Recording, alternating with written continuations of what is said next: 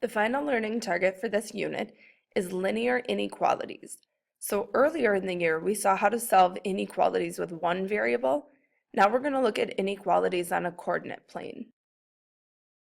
So our essential question is, how do we graph inequalities on a coordinate plane?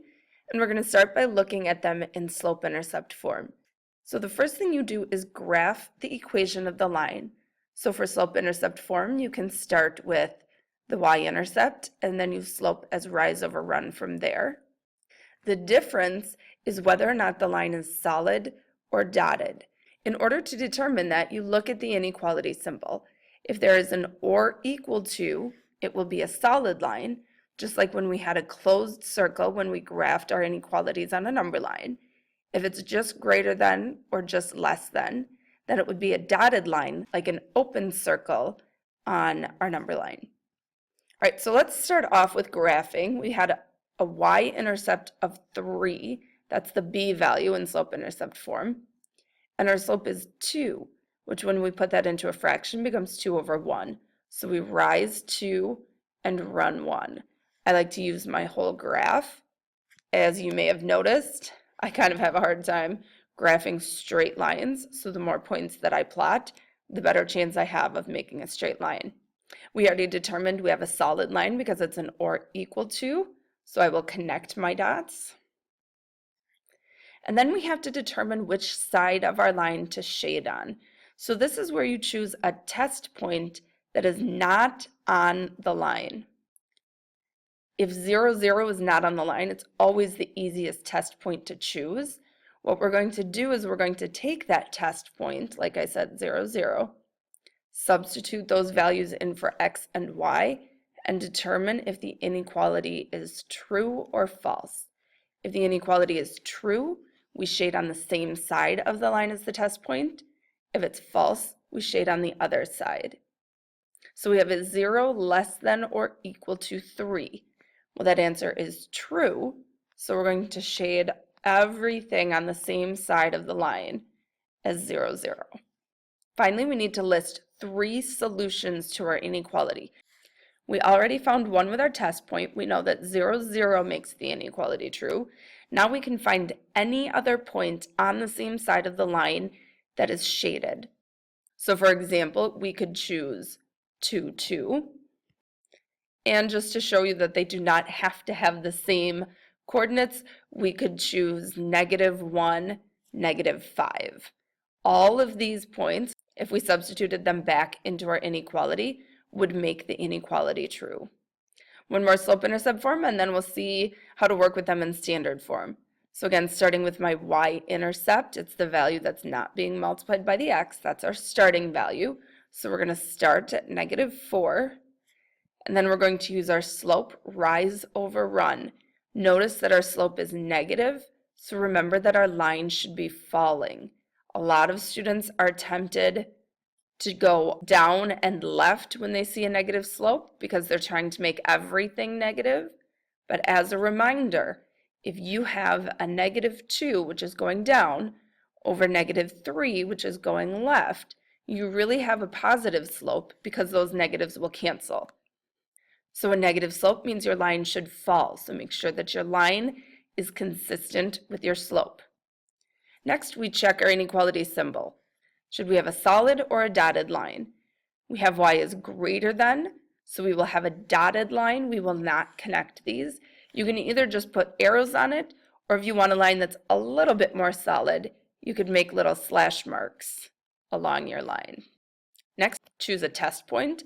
Again, my line does not go through 0, 0, so I'm going to substitute 0 for y and x. If you can choose 0 for x at all, even if the line goes through 0, 0, if you can still choose 0 for your x coordinate, makes it super easy to multiply by 0, and you don't have to worry if your slope ended up being a fraction. Multiplying -2/3 by 0, that goes away. Is 0 greater than -4? The answer is yes. I would rather have $0 than owe somebody $4. So that is true. So we're going to shade everything on the same side of the line as 0, 0. And finally, we're going to list 3 solutions. Again, we found one with our test point of 0, 0. any other point on the same side of the line that's shaded. So for example, if our line went through 0, 0, and we needed a different test point where the x value was 0, we could use, for example, 0, 4. And that would still multiply our slope by 0, which would be nice.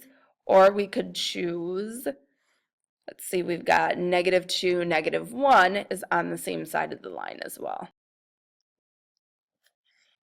Looking at standard form, I like graphing standard form using intercepts. So I'm going to start by finding my x and y intercepts.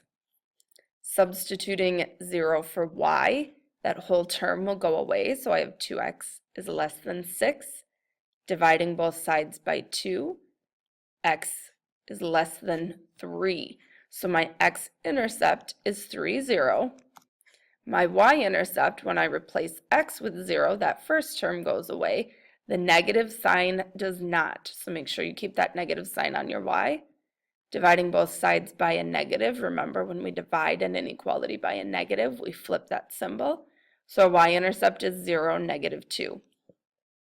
Plotting those 2 points, 3, 0, and 0, -2.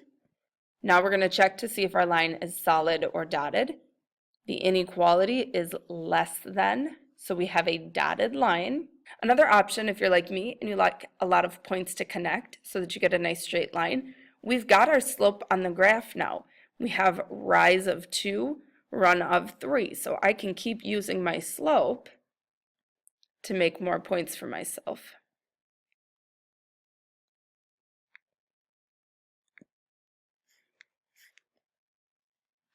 Finally, we'll choose a test point. Again, I like 0, 0. It does not go through my graph. Substituting 0 for x and y, that whole side goes to 0. Is 0 less than 6? The answer is yes, so I will shade on the side with 0, 0.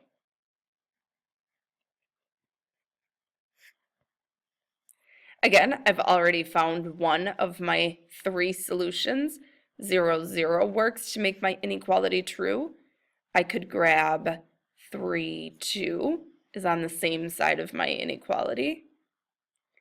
And looking at the negative side, -4, 0 also works. Let's look at standard form one more time. Solving for my x-intercept, substituting 0 for y, my y term will go away, leaving me with 5x is greater than 20. Dividing both sides by 5, I get x is greater than 4. So my x-intercept is 4, 0. Solving for my y-intercept, I will substitute 0 for x. So my x term goes away, leaving me with 2y is greater than 20. Dividing both sides by 2, I get y is greater than 10, or a y-intercept of 0, 10. Plotting those on my graph, 4, 0, and 0, 10. Again, I can use my slope. I have a slope of -10/4. So it gives me one more point. Looking at, do I have a solid or dotted line? I have just greater than, so my line will be dotted.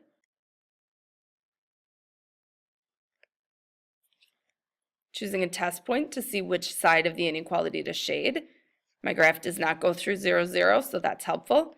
Substituting 0 for x and y. When you multiply by 0, you get 0. Is 0 greater than 20?